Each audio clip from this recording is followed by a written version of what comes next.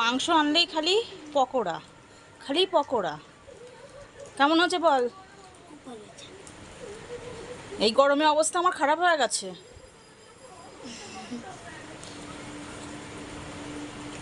ভালো আছে? কেমন খেলে? কম হয়ে গেছে বলো, কম হয়ে গেছে।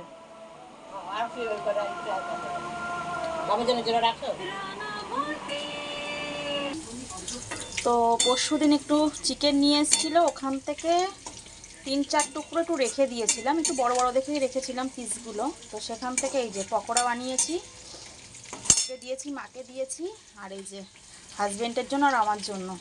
হাজব্যান্ড আসলে দেবো একটু, ও তো লিকার চা খায়, লিকার চা দেবো আর একটু পকোড়া দেবো।